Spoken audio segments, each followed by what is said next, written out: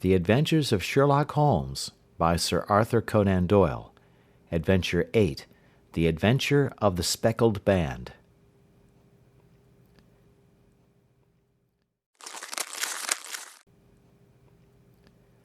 On glancing over my notes of the 70-odd cases in which I have during the last 8 years studied the methods of my friend Sherlock Holmes, I find many tragic, some comic, a large number merely strange, but none commonplace. For, working as he did rather for the love of his art than for the acquirement of wealth, he refused to associate himself with any investigation which did not tend towards the unusual, and even the fantastic. Of all these varied cases, however, I cannot recall any which presented more singular features than that which was associated with the well-known Surrey family of the Roylotts of Stock Moran. The events in question occurred in the early days of my association with Holmes, when we were sharing rooms as bachelors in Baker Street. It is possible that I might have placed them upon record before, but a promise of secrecy was made at the time, from which I have only been freed during the last month by the untimely death of the lady to whom the pledge was given. It is perhaps as well that the fact should now come to light, for I have reasons to know that there are widespread rumours as to the death of Dr. Grimesby Roylott, which tend to make the matter even more terrible than the truth. It was early in April in the year '83 that I woke one morning to find Sherlock Holmes standing, fully dressed, by the side of my bed. He was a late riser, as a rule, and as the clock on the mantelpiece showed me that it was only 7:15, I blinked up at him in some surprise, and perhaps just a little resentment, for I was myself regular in my habits. "Very sorry to knock you up, Watson," said he, "but it's the common lot this morning. Mrs. Hudson has been knocked up, she retorted upon me, and I on you." "What is it, then? A fire?" "No, a client. It seems that a young lady has arrived in a considerable state of excitement, who insists upon seeing me. She is waiting now in the sitting-room. Now, when young ladies wander about the metropolis at this hour of the morning, and knock sleepy people up out of their beds, I presume that it is something very pressing which they have to communicate. Should it prove to be an interesting case, you would, I am sure, wish to follow it from the outset. I thought, at any rate, that I should call you and give you the chance." "My dear fellow, I would not miss it for anything." I had no keener pleasure than in following Holmes in his professional investigations, and in admiring the rapid deductions, as swift as intuitions, and yet always founded on a logical basis with which he unravelled the problems which were submitted to him. I rapidly threw on my clothes, and was ready in a few minutes to accompany my friend down to the sitting-room.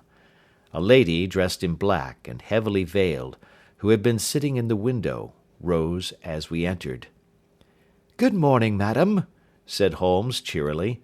"My name is Sherlock Holmes. This is my intimate friend and associate, Dr. Watson, before whom you can speak as freely as before myself. Ha! I am glad to see that Mrs. Hudson has had the good sense to light the fire. Pray draw up to it, and I shall order you a cup of hot coffee, for I observe that you are shivering." "It is not cold which makes me shiver," said the woman in a low voice, changing her seat as requested. "What then?" "It is fear, Mr. Holmes. It is terror." She raised her veil as she spoke, and we could see that she was indeed in a pitiable state of agitation, her face all drawn and grey, with restless, frightened eyes, like those of some hunted animal. Her features and figure were those of a woman of 30, but her hair was shot with premature grey, and her expression was weary and haggard. Sherlock Holmes ran her over with one of his quick, all-comprehensive glances. "You must not fear," said he, soothingly, bending forward and patting her forearm. "We shall soon set matters right, I have no doubt. You have come in by train this morning, I see." "You know me, then?" "No, but I observed the second half of a return ticket in the palm of your left glove. You must have started early, and yet you had a good drive in a dog-cart, along heavy roads, before you reached the station." The lady gave a violent start and stared in bewilderment at my companion. "There is no mystery, my dear madam," said he, smiling. "The left arm of your jacket is spattered with mud in no less than 7 places. The marks are perfectly fresh. There is no vehicle save a dog-cart which throws up mud in that way, and then only when you sit on the left-hand side of the driver." "Whatever your reasons may be, you are perfectly correct," said she. "I started from home before 6, reached Leatherwood at 20 past, and came in by the first train to Waterloo. Sir, I can stand this strain no longer. I shall go mad if it continues. I have no one to turn to, none, save only one, who cares for me, and he, poor fellow, can be of little aid. I have heard of you, Mr. Holmes. I have heard of you from Mrs. Farintosh, whom you helped in the hour of her sore need. It was from her that I had your address. Oh, sir, do you not think that you could help me, too, and at least throw a little light through the dense darkness which surrounds me? At present, it is out of my power to reward you for your services, but in a month or 6 weeks I shall be married, with the control of my own income, and then at least you shall not find me ungrateful." Holmes turned to his desk, and, unlocking it, drew out a small case-book, which he consulted. "Farintosh," said he. "Ah, yes, I recall the case. It was concerned with an opal tiara. I think it was before your time, Watson. I can only say, madam, that I shall be happy to devote the same care to your case as I did to that of your friend. As to reward, my profession is its own reward, but you are at liberty to defray whatever expenses I may be put to at the time which suits you best. And now I beg that you will lay before us everything that may help us in forming an opinion upon the matter." "Alas," replied our visitor, "the very horror of my situation lies in the fact that my fears are so vague, and my suspicions depend so entirely upon small points, which might seem trivial to another, that even he to whom of all others I have a right to look for help and advice looks upon all that I tell him about it as the fancies of a nervous woman. He does not say so, but I can read it from his soothing answers and averted eyes. But I have heard, Mr. Holmes, that you can see deeply into the manifold wickedness of the human heart. You may advise me how to walk amid the dangers which encompass me." "I am all attention, madam." "My name is Helen Stoner, and I am living with my stepfather, who is the last survivor of one of the oldest Saxon families in England, the Roylotts of Stock Moran, on the western border of Surrey." Holmes nodded his head. "The name is familiar to me," said he. "The family was at one time among the richest in England, and the estates extended over the borders into Berkshire in the north, and Hampshire in the west. In the last century, however, 4 successive heirs were of a dissolute and wasteful disposition, and the family ruin was eventually completed by a gambler in the days of the Regency. Nothing was left save a few acres of ground, and the 200-year-old house, which is itself crushed under a heavy mortgage. The last squire dragged out his existence there, living the horrible life of an aristocratic pauper, but his only son, my stepfather, seeing that he must adapt himself to the new conditions, obtained an advance from a relative which enabled him to take a medical degree, and went out to Calcutta, where, by his professional skill and his force of character, he established a large practice. In a fit of anger, however, caused by some robberies which had been perpetrated in the house, he beat his native butler to death and narrowly escaped a capital sentence. As it was, he suffered a long term of imprisonment, and afterwards returned to England a morose and disappointed man. When Doctor Roylott was in India he married my mother, Mrs. Stoner, the young widow of Major General Stoner, of the Bengal Artillery. My sister Julia and I were twins, and we were only 2 years old at the time of my mother's remarriage. She had a considerable sum of money, not less than £1,000 a year, and this she bequeathed to Doctor Roylott entirely while we resided with him, with the provision that a certain annual sum should be allowed to each of us in the event of our marriage. Shortly after our return to England my mother died. She was killed 8 years ago in a railway accident near Crewe. Doctor Roylott then abandoned his attempts to establish himself in practice in London, and took us to live with him in the old ancestral house at Stock Moran. The money which my mother had left was enough for all our wants, and there seemed to be no obstacle to our happiness. But a terrible change came over our stepfather about this time. Instead of making friends and exchanging visits with our neighbours, who had at first been overjoyed to see a Roylott of Stoke Moran back in the old family seat, he shut himself up in his house, and seldom came out save to indulge in ferocious quarrels with whoever might cross his path.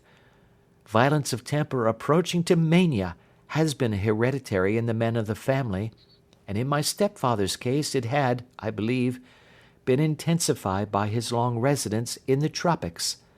A series of disgraceful brawls took place, 2 of which ended in the police court, until at last he became the terror of the village, and the folks would fly at his approach, for he is a man of immense strength, and absolutely uncontrollable in his anger.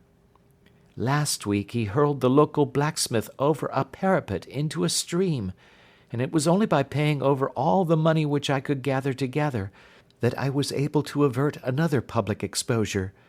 He had no friends at all save the wandering gipsies, and he would give these vagabonds leave to encamp upon the few acres of bramble-covered land which represent the family estate, and would accept in return the hospitality of their tents, wandering away with them sometimes for weeks on end.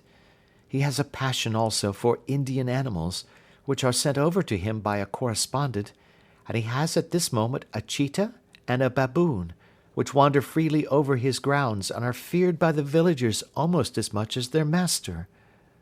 You can imagine from what I say that my poor sister Julia and I had no great pleasure in our lives.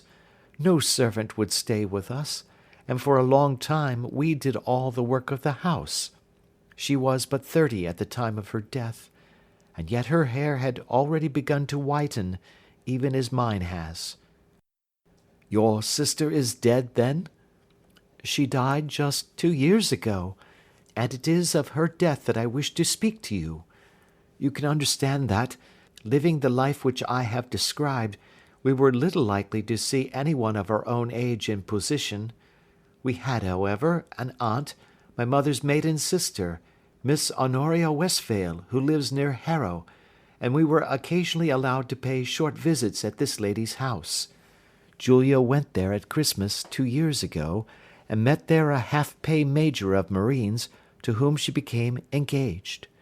My stepfather learned of the engagement when my sister returned, and offered no objection to the marriage, but within a fortnight of the day which had been fixed for the wedding, the terrible event occurred which has deprived me of my only companion." Sherlock Holmes had been leaning back in his chair with his eyes closed and his head sunk in a cushion, but he half opened his lids now and glanced across at his visitor. "Pray be precise as to details," said he. "It is easy for me to be so, for every event of that dreadful time is seared into my memory. The manor house is, as I have already said, very old, and only one wing is now inhabited. The bedrooms in this wing are on the ground floor, the sitting rooms being in the central block of the buildings. Of these bedrooms, the first is Doctor Roylott's, the second my sister's, and the third my own. There is no communication between them, but they all open out into the same corridor. Do I make myself plain?" "Perfectly so." "The windows of the 3 rooms opened out upon the lawn. That fatal night, Doctor Roylott had gone to his room early, though we knew that he had not retired to rest, for my sister was troubled by the smell of the strong Indian cigars which it was his custom to smoke. She left her room, therefore, and came into mine, where she sat for some time, chatting about her approaching wedding. At 11 o'clock she rose to leave me, but she paused at the door and looked back. "Tell me, Helen," said she, "have you ever heard anyone whistle in the dead of the night?" "Never," said I. "I suppose that you could not possibly whistle yourself in your sleep?" "Certainly not. But why?" "Because during the last few nights I have always, about 3 in the morning, heard a low, clear whistle. I am a light sleeper, and it has awakened me. I cannot tell where it came from, perhaps from the next room, perhaps from the lawn. I thought that I would just ask you whether you had heard it." "No, I have not. It must be those wretched gypsies in the plantation." "Very likely, and yet if it were on the lawn, I wonder that you did not hear it also." "Ah, but I sleep more heavily than you." "Well, it is of no great consequence at any rate." She smiled back at me, closed my door, and a few moments later I heard her key turn in the lock. "Indeed," said Holmes. "Was it your custom always to lock yourselves in at night?" "Always." "And why?" "I think that I mentioned to you that the doctor kept a cheetah and a baboon. We had no feeling of security unless our doors were locked." "Quite so. Pray proceed with your statement." "I could not sleep that night. A vague feeling of impending misfortune impressed me. My sister and I, you will recollect, were twins, and you know how subtle are the links which bind two souls which are so closely allied. It was a wild night. The wind was howling outside, and the rain was beating and splashing against the windows. Suddenly, amid all the hubbub of the gale, there burst forth the wild scream of a terrified woman. I knew that it was my sister's voice. I sprang from my bed, wrapped a shawl round me, and rushed into the corridor. As I opened my door, I seemed to hear a low whistle, such as my sister described, and a few moments later a clanging sound, as if a mass of metal had fallen. As I ran down the passage, my sister's door was unlocked, and revolved slowly upon its hinges. I stared at it horror-stricken, not knowing what was about to issue from it. By the light of the corridor lamp I saw my sister appear at the opening, her face blanched with terror, her hands groping for help, her whole figure swaying to and fro like that of a drunkard. I ran to her, and threw my arms round her, but at that moment her knees seemed to give way, and she fell to the ground. She writhed as one who is in terrible pain, and her limbs were dreadfully convulsed. At first, I thought that she had not recognized me, but as I bent over her she suddenly shrieked out in a voice which I shall never forget, "Oh, my God, Helen! It was the band! The Speckled Band!" There was something else which she would fain have said, and she stabbed with her finger into the air in the direction of the doctor's room, but a fresh convulsion seized her and choked her words. I rushed out, calling loudly for my stepfather, and I met him hastening from his room in his dressing-gown.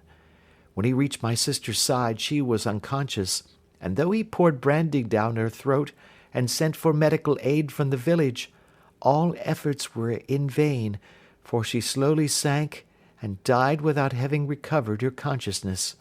Such was the dreadful end of my beloved sister. "One moment," said Holmes. "Are you sure about this whistle and metallic sound? Could you swear to it?" "That was what the county coroner asked me at the inquiry. It is my strong impression that I heard it, and yet, among the crash of the gale and the creaking of an old house, I may possibly have been deceived." "Was your sister dressed?" "No, she was in her nightdress. In her right hand was found the charred stump of a match, and in her left a match-box." "Showing that she had struck a light and looked about her when the alarm took place. That is important. And what conclusions did the coroner come to?" "He investigated the case with great care, for Doctor Roylott's conduct had long been notorious in the county, but he was unable to find any satisfactory cause of death. My evidence showed that the door had been fastened upon the inner side, and the windows were blocked by old-fashioned shutters with broad iron bars, which were secured every night.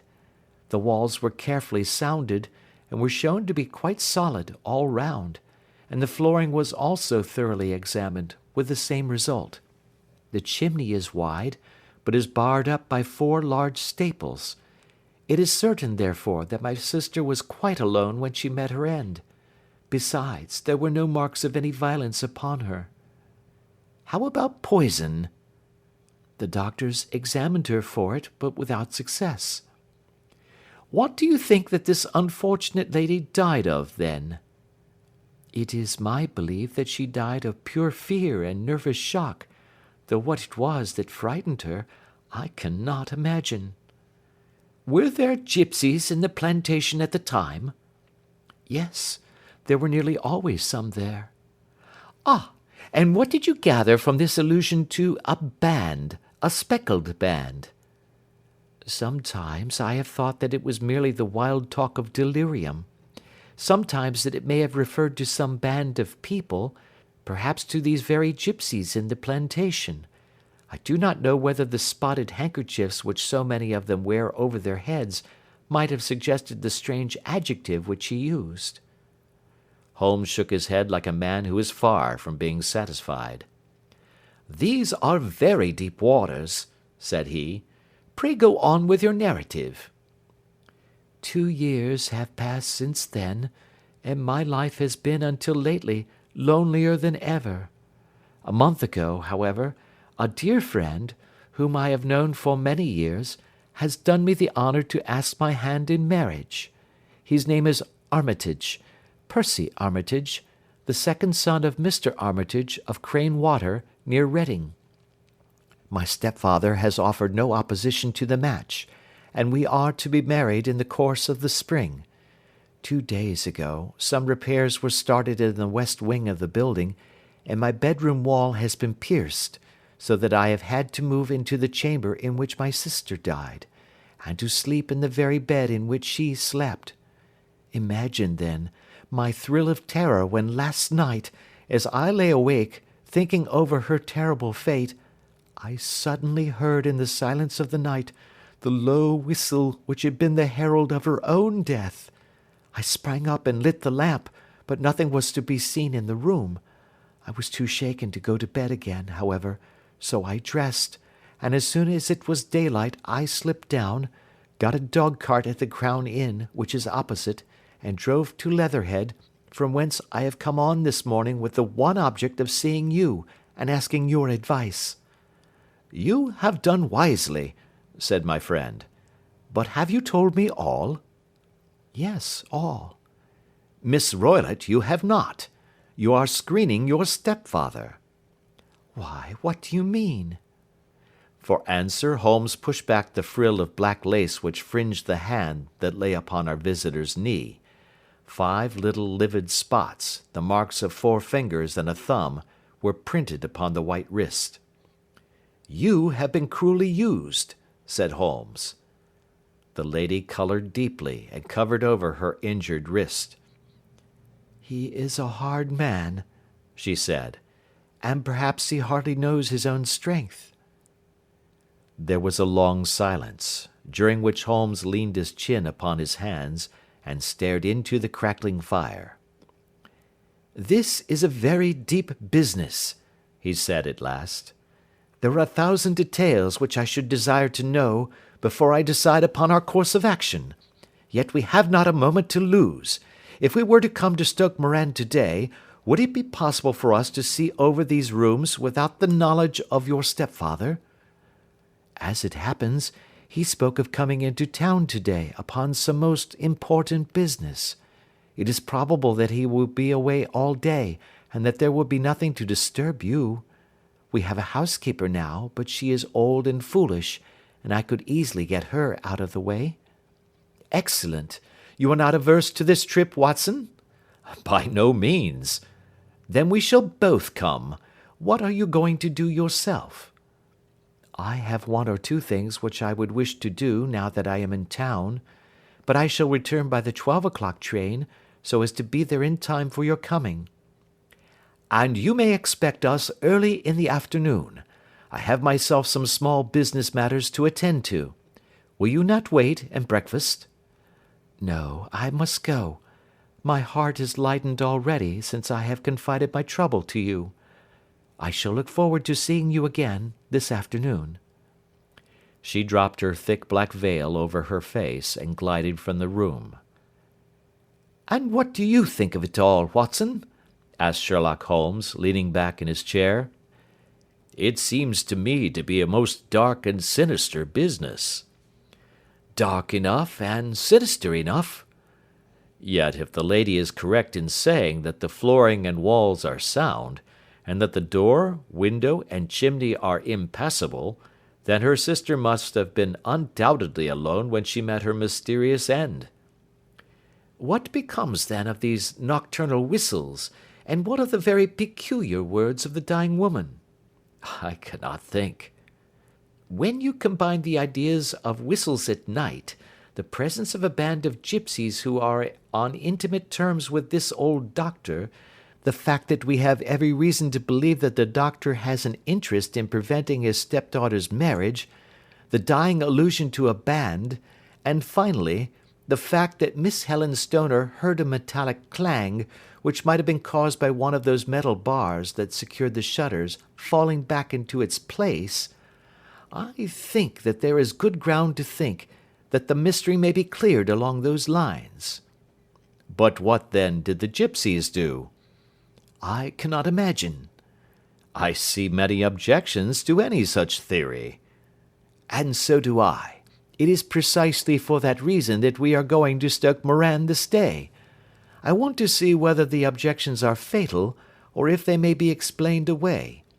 But what in the name of the devil? The ejaculation had been drawn from my companion by the fact that our door had been suddenly dashed open, and that a huge man had framed himself in the aperture.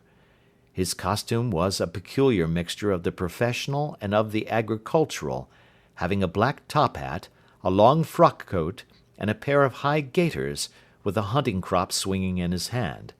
So tall was he that his hat actually brushed the crossbar of the doorway, and his breadth seemed to span it across from side to side. A large face, seared with 1,000 wrinkles, burned yellow with the sun, and marked with every evil passion, was turned from one to the other of us, while his deep-set, bile-shot eyes, and his high, thin, fleshless nose gave him somewhat the resemblance to a fierce old bird of prey. "Which of you is Holmes?" asked this apparition. "My name, sir, but you have the advantage of me," said my companion quietly. "I am Dr. Grimesby Roylott of Stock Moran." "Indeed, doctor," said Holmes blandly. "Pray take a seat." "I will do nothing of the kind. My stepdaughter has been here. I have traced her. What has she been saying to you?" "It is a little cold for the time of the year," said Holmes. "What has she been saying to you?" cried the old man furiously. "But I have heard that the crocuses promise well," continued my companion imperturbably. "Ha! You put me off, do you?" said our new visitor, taking a step forward and shaking his hunting crop. "I know you, you scoundrel. I have heard of you before. You are Holmes the meddler." My friend smiled. "Holmes the busybody." His smile broadened. "Holmes the Scotland Yard Jack-in-Office." Holmes chuckled heartily. "Your conversation is most entertaining," said he. "When you go out, close the door, for there is a decided draught."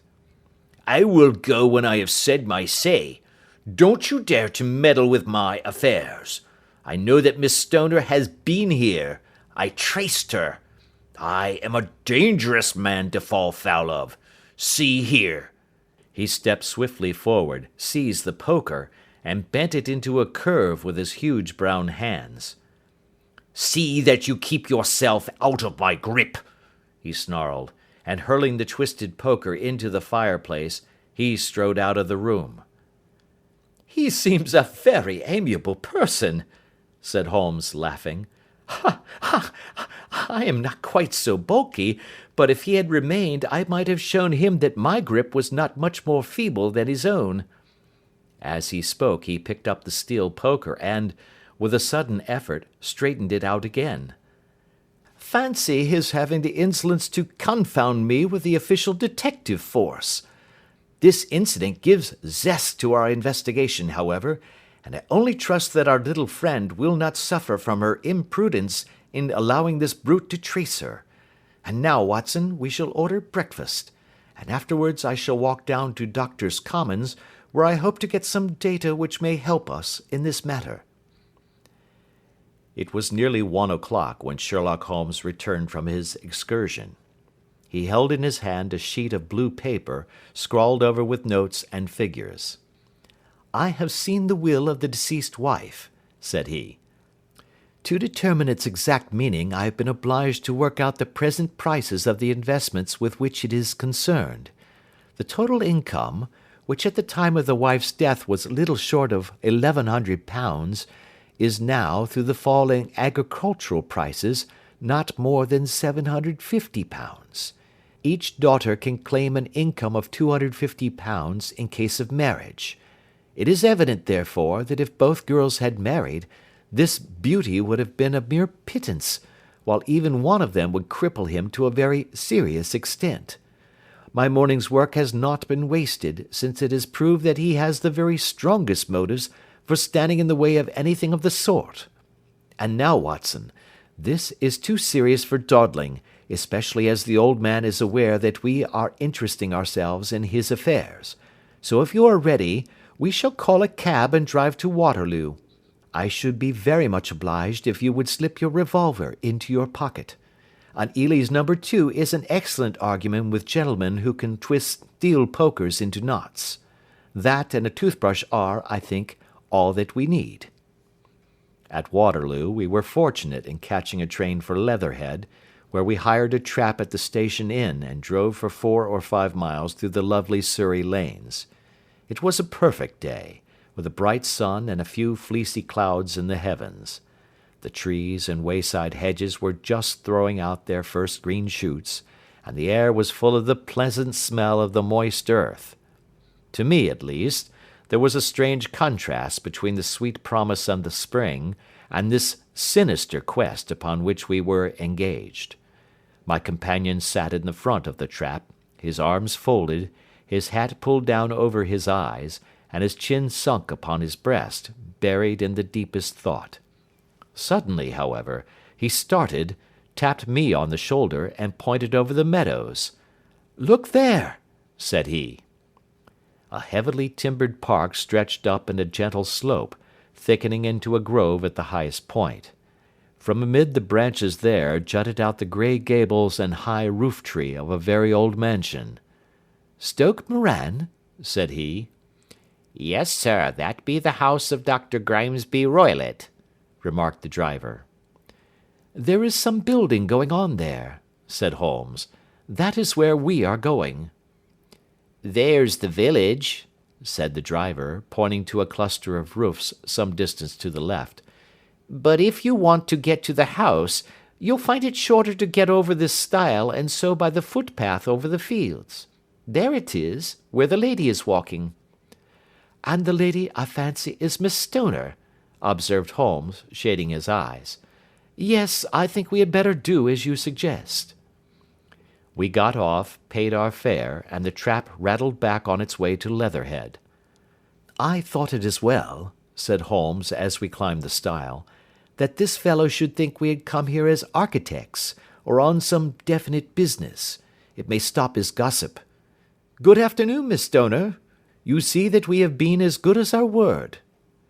Our client of the morning had hurried forward to meet us with a face which spoke her joy. "I have been waiting so eagerly for you," she cried, shaking hands with us warmly. "All has turned out splendidly. Doctor Roylott has gone to town, and it is unlikely that he will be back before evening." "We have had the pleasure of making the doctor's acquaintance," said Holmes, and in a few words he sketched out what had occurred.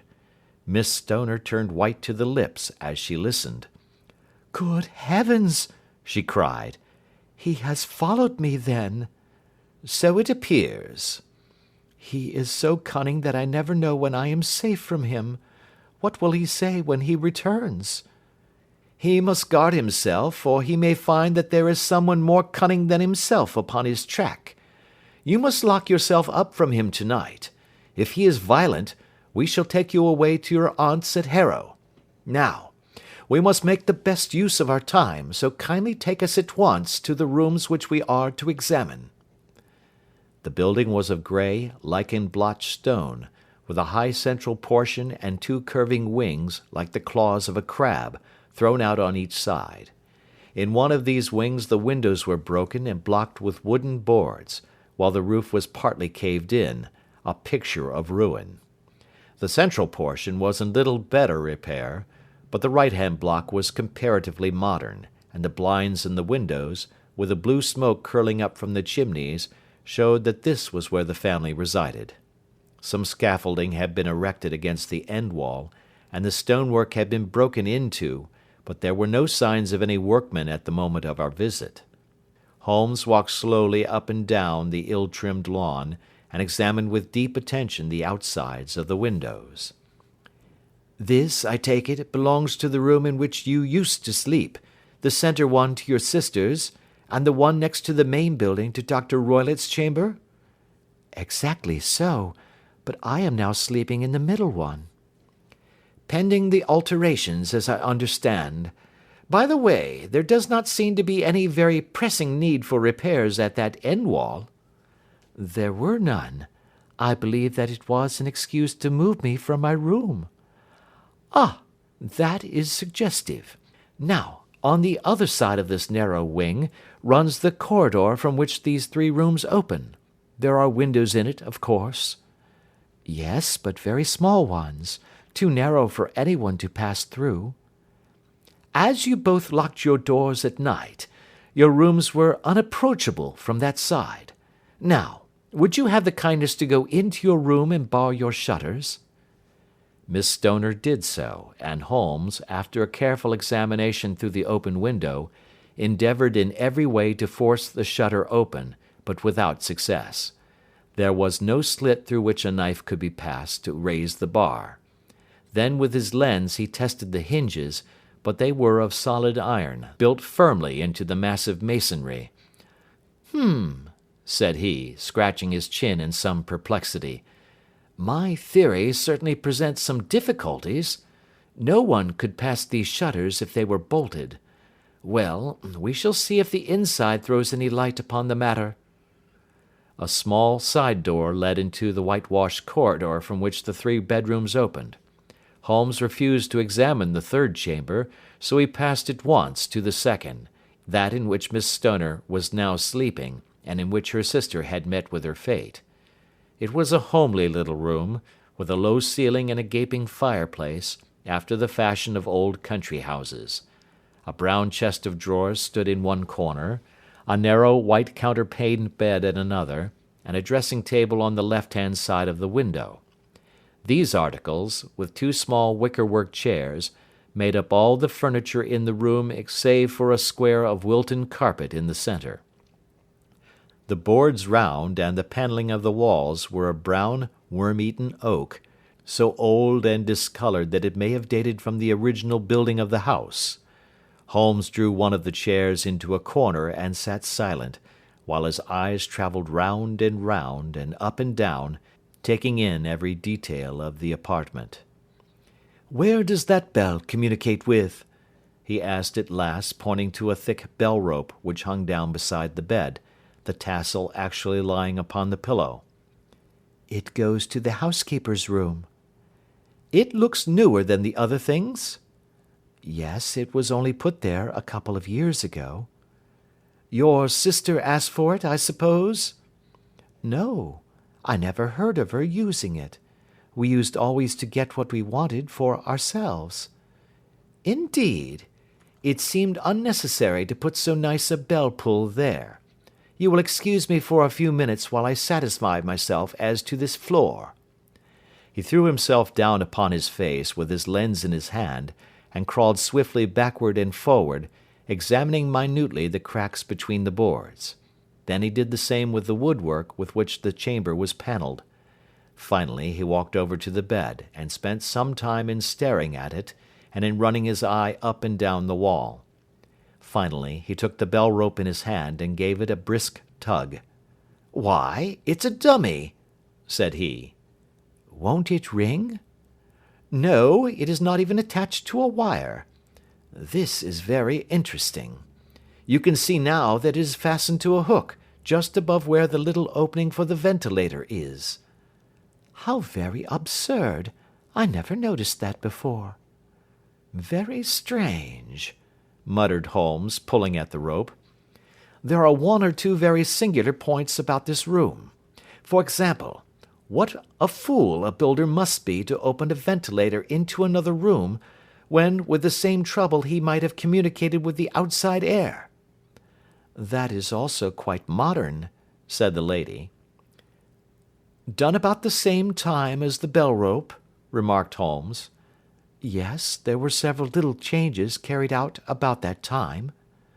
"They seem to have been of a most interesting character, dummy bell-ropes and ventilators which do not ventilate.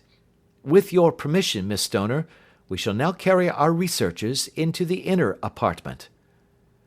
Dr. Grimesby Roylott's chamber was larger than that of his stepdaughter, but was as plainly furnished. A camp bed, a small wooden shelf full of books, mostly of a technical character, an armchair beside the bed, a plain wooden chair against the wall, a round table, and a large iron safe were the principal things which met the eye. Holmes walked slowly round and examined each and all of them with the keenest interest. "What's in here?" he asked, tapping the safe. "My stepfather's business papers." "Oh, you have seen inside, then?" "Only once, some years ago. I remember that it was full of papers." "There isn't a cat in it, for example?" "No. What a strange idea." "Well, look at this." He took up a small saucer of milk which stood on the top of it. "No, we don't keep a cat, but there is a cheetah and a baboon." "Ah, yes, of course. Well, a cheetah is just a big cat, and yet a saucer of milk does not go very far in satisfying its wants, I dare say. There is one point which I should wish to determine." He squatted down in front of the wooden chair, and examined the seat of it with the greatest attention. "Thank you, that is quite settled," said he, rising and putting his lens in his pocket. "Hello! Here is something interesting." The object which had caught his eye was a small dog lash hung on one corner of the bed. The lash, however, was curled upon itself, and tied so as to make a loop of whipcord. "What do you make of that, Watson?" "It's a common enough lash, but I don't know why it should be tied." "That is not quite so common, is it? Ah me! It's a wicked world, and when a clever man turns his brains to crime, it is the worst of all. I think that I have seen enough now, Miss Stoner, and with your permission we shall walk out upon the lawn."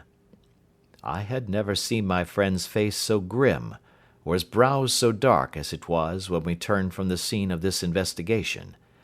We had walked several times up and down the lawn, neither Miss Stoner nor myself liking to break in upon his thoughts before he roused himself from his reverie. "It is very essential, Miss Stoner," said he, "that you should absolutely follow my advice in every respect." "I shall most certainly do so." "The matter is too serious for any hesitation. Your life may depend upon your compliance." "I assure you that I am in your hands." "In the first place, both my friend and I must spend the night in your room." Both Miss Stoner and I gazed at him in astonishment. "Yes, it must be so. Let me explain. I believe that is the village inn over there? Yes, that is the Crown. Very good. Your windows would be visible from there? Certainly. You must confine yourself to your room on pretence of a headache when your stepfather comes back. Then when you hear him retire for the night, you must open the shutters of your window, undo the hasp, put your lamp there as a signal to us, and then withdraw quietly with everything which you are likely to want into the room which you used to occupy. I have no doubt that, in spite of the repairs, you could manage there for one night. Oh, yes, easily. The rest you will leave in our hands. But what will you do? We shall spend the night in your room, and we shall investigate the cause of this noise which has disturbed you. I believe, Mr. Holmes, that you have already made up your mind, said Miss Stoner, laying her hand upon my companion's sleeve. Perhaps I have. Then, for pity's sake, tell me what was the cause of my sister's death. I should prefer to have clearer proofs before I speak. You can at least tell me whether my own thought is correct, and if she died from some sudden fright. No, I do not think so. I think that there was probably some more tangible cause. And now, Miss Stoner, we must leave you, for if Doctor Roylott returned and saw us, our journey would be in vain. Good-bye, and be brave, for if you will do what I have told you, you may rest assured that we shall soon drive away the dangers that threaten you. Sherlock Holmes and I had no difficulty in engaging a bedroom and sitting-room at the Crown Inn. They were on the upper floor, and from our window we could command a view of the avenue gate and of the inhabited wing of Stock Moran Manor House.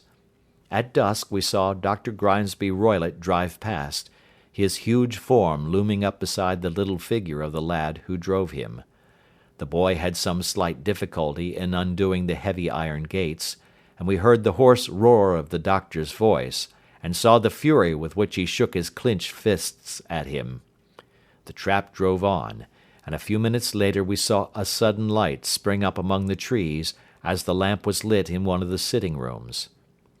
"Do you know, Watson," said Holmes, as we sat together in the gathering darkness, "I have really some scruples as to taking you tonight. There is a distinct element of danger." "Can I be of assistance?" "Your presence might be invaluable." "Then I shall certainly come." "It is very kind of you." "You speak of danger. You have evidently seen more in these rooms than was visible to me." "No, but I fancy that I may have deduced a little more. I imagine that you saw all that I did." "I saw nothing remarkable save the bell rope, and what purpose that could answer I confess is more than I can imagine." "You saw the ventilator too?" "Yes, but I do not think that it is such a very unusual thing to have a small opening between two rooms. It was so small that a rat could hardly pass through." "I knew that we should find a ventilator before ever we came to Stock Moran." "My dear Holmes!" "Oh, yes, I did. You remember in her statement she said that her sister could smell Doctor Roylott's cigar. Now, of course that suggested at once that there must be a communication between the two rooms. It could only be a small one, or it would have been remarked upon at the coroner's inquiry. I deduced a ventilator." "But what harm can there be in that?" "Well, there is at least a curious coincidence of dates. A ventilator is made, a cord is hung, and a lady who sleeps in the bed dies. Does that not strike you?" "I cannot as yet see any connection." "Did you observe anything very peculiar about that bed?" "No." "It was clamped to the floor. Did you ever see a bed fastened like that before?" "I cannot say that I have." "The lady could not move her bed. It must always be in the same relative position to the ventilator and to the rope. Or so we may call it, since it was clearly never meant for a bell pull." "Holmes," I cried, "I seem to see dimly what you are hinting at. We are only just in time to prevent some subtle and horrible crime." subtle enough and horrible enough. When a doctor does go wrong, he is the first of criminals. He has nerve and he has knowledge. Palmer and Pritchard were among the heads of their profession. This man strikes even deeper, but I think, Watson, that we shall be able to strike deeper still. Yet we shall have horrors enough before the night is over. For goodness' sake, let us have a quiet pipe, and turn our minds for a few hours to something more cheerful." About 9 o'clock the light among the trees was extinguished, and all was dark in the direction of the manor house. 2 hours passed slowly away, and then suddenly, just at the stroke of 11, a single bright light shone out right in front of us. "That is our signal," said Holmes, springing to his feet. "It comes from the middle window." As we passed out he exchanged a few words with the landlord, explaining that we were going on a late visit to an acquaintance, and that it was possible that we might spend the night there. A moment later we were out on the dark road, a chill wind blowing in our faces, and one yellow light twinkling in front of us through the gloom, to guide us on our sombre errand. There was little difficulty in entering the grounds, for unrepaired breaches gaped in the old park wall. Making our way among the trees, we reached the lawn, crossed it, and were about to enter through the window when out from a clump of laurel bushes there darted what seemed to be a hideous and distorted child, who threw itself upon the grass with writhing limbs and then ran swiftly across the lawn into the darkness. "My God!" I whispered. "Did you see it?" Holmes was for the moment as startled as I. His hand closed like a vice upon my wrist in his agitation. Then he broke into a low laugh and put his lips to my ear. "It is a nice household," he murmured. "That is the baboon." I had forgotten the strange pets which the doctor affected. There was a cheetah, too. Perhaps we might find it upon our shoulders at any moment. I confess that I felt easier in my mind when, after following Holmes's example and slipping off my shoes, I found myself inside the bedroom. My companion noiselessly closed the shutters, moved the lamp onto the table, and cast his eyes round the room. All was as we had seen it in the daytime. Then, creeping up to me and making a trumpet of his hand, he whispered into my ear again so gently that it was all that I could do to distinguish the words. "The least sound would be fatal to our plans." I nodded to show that I had heard. "We must sit without light. He would see it through the ventilator." I nodded again. "Do not go asleep. Your very life may depend upon it. Have your pistol ready in case we should need it. I will sit on the side of the bed, and you in that chair." I took out my revolver and laid it on the corner of the table. Holmes had brought up a long, thin cane, and this he placed upon the bed beside him. By it he laid the box of matches and the stump of a candle. Then he turned down the lamp, and we were left in darkness. How shall I ever forget that dreadful vigil? I could not hear a sound, not even the drawing of a breath, and yet I knew that my companion sat open-eyed, within a few feet of me, in the same state of nervous tension in which I was myself. The shutters cut off the least ray of light, and we waited in absolute darkness. From outside came the occasional cry of a night bird, and once at our very window a long-drawn cat-like whine, which told us that the cheetah was indeed at liberty. Far away we could hear the deep tones of the parish clock, which boomed out every quarter of an hour.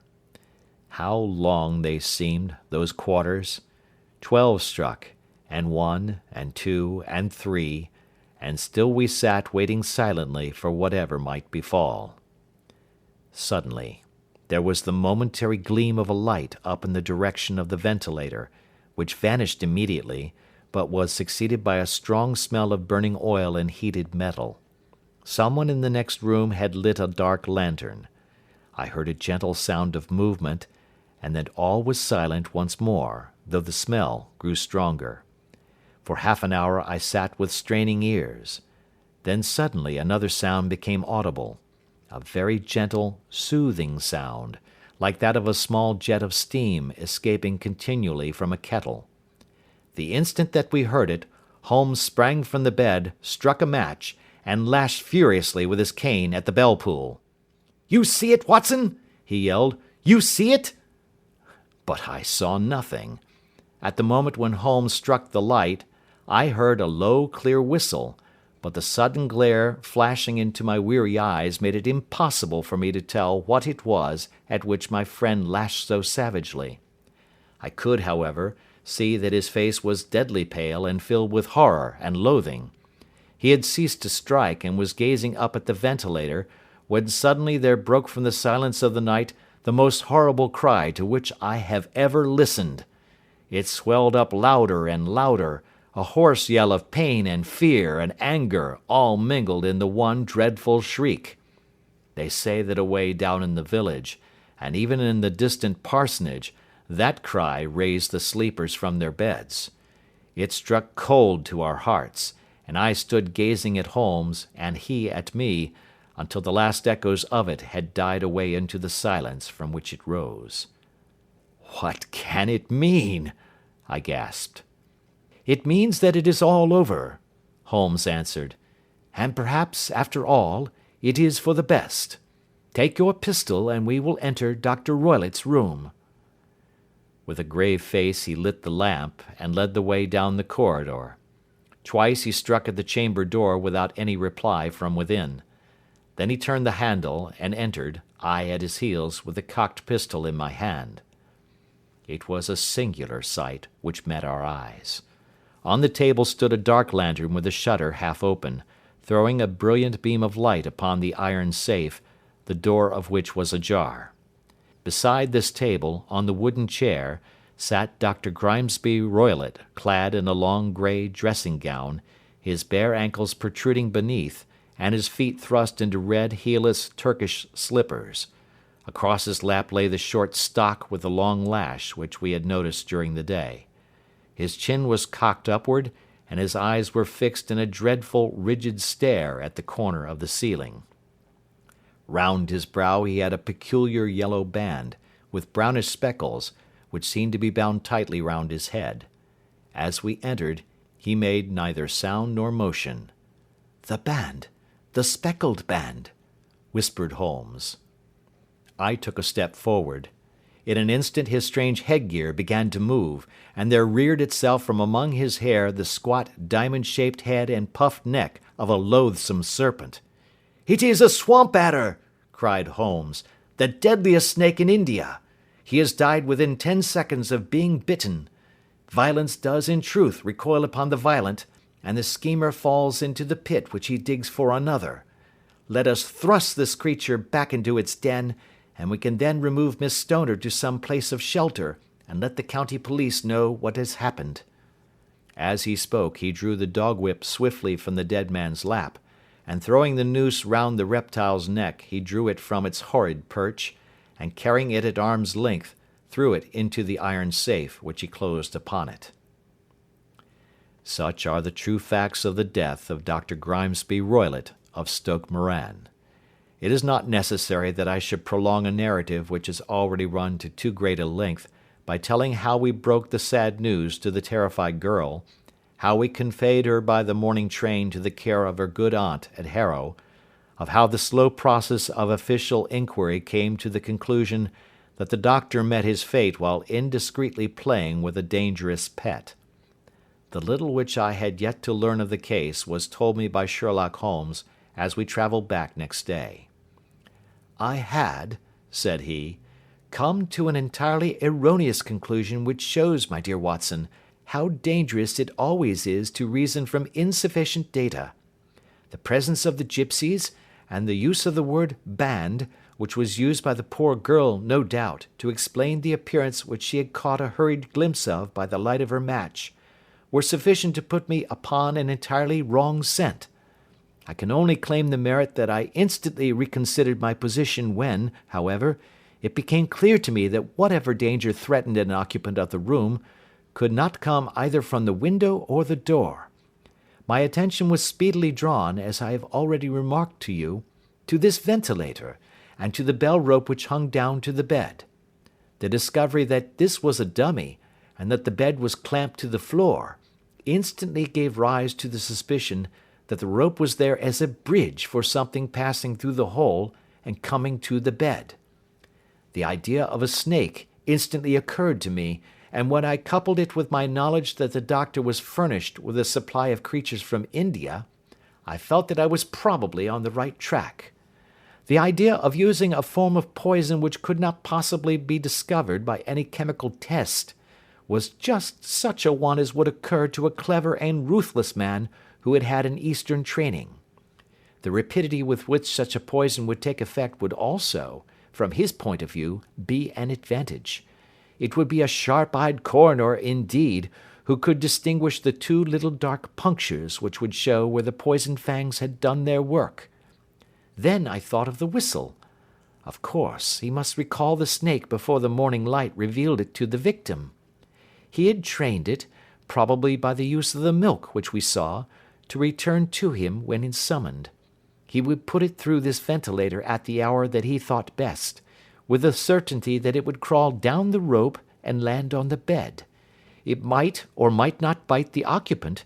Perhaps she might escape every night for a week, but sooner or later she must fall a victim.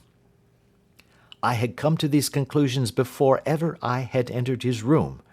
An inspection of his chair showed me that he had been in the habit of standing on it, which of course would be necessary in order that he should reach the ventilator.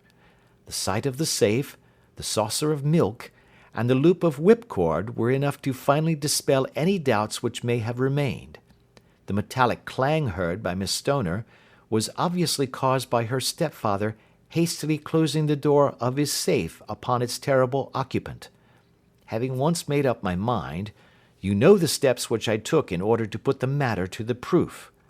I heard the creature hiss, as I have no doubt that you did also, and I instantly lit the light and attacked it. With the result of driving it through the ventilator. And also with the result of causing it to turn upon its master at the other side. Some of the blows of my cane came home and roused its snakish temper, so that it flew upon the first person it saw. In this way I am no doubt indirectly responsible for Dr. Grimesby Roylott's death, and I cannot say that it is likely to weigh very heavily upon my conscience. End of Adventure 8.